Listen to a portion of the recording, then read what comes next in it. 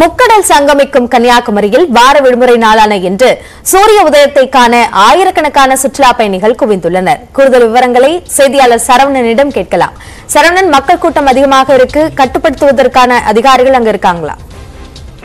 நிச்சயமாக. அதாவது வார விடுமுறை என்றாலே சுற்றுலா தலங்கள் அதே போன்று வழிபாட்டு தலங்களில் அதிகமான கூட்டம் கூடுவதை நம்மால் பார்க்க முடிகிறது. அந்த வகையில் கன்னியாகுமரியை பொறுத்தமட்டில் ஒரு சர்வதேச அளவிலான ஒரு சுற்றுலா பயணிகளை ஈர்க்கும் ஒரு இடமாக இருந்து வருகிறது.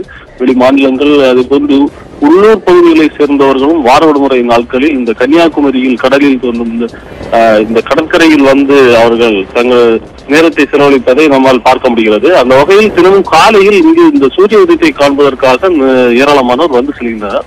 அதிலும் இந்த வார விடுமுறை தினங்கள் என்றால் அதிகமான கூட்டம் என்பது காணப்படுகிறது. இன்று அதே போன்று கூட்டம் அதிகாலையிலிருந்தே இந்த பகுதியில் கூட்டமானது அதிகமாக காணப்பட்டது.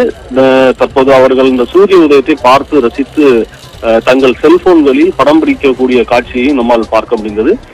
தொடர்ந்து இந்த பகுதியை பொறுத்த மட்டும் இதில் அதாவது சுற்றுலா பயணிகள் இந்த சன் வியூ பாயிண்ட் அந்த இடங்களில் அமர்ந்திருந்து பார்ப்பதற்கான ஏற்பாடு செய்யப்பட்டிருக்கிறது. இருக்கைகள் செய்யப்பட்டிருக்கின்றன. இந்த இடத்தில் ஒரே நேரத்தில் ஆயிரக்கணக்கானோர் கூடி நின்று இந்த சூரிய உதயத்தை, அதிலும் கடலில் திருவள்ளுவர் சிலை மற்றும் விவேகானந்த நினைவகத்தையும் பார்த்த வண்ணம் அவர்கள் இந்த சூரிய உதயத்தை பார்ப்பதை மிகவும் மகிழ்ச்சியுடன் தங்களோட செல்போன்களிலும் படம் பிடித்து வருகிறார்கள்.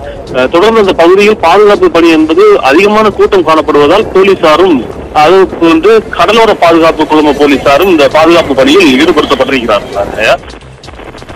விவரங்களுக்கு நன்றி சரவணன்.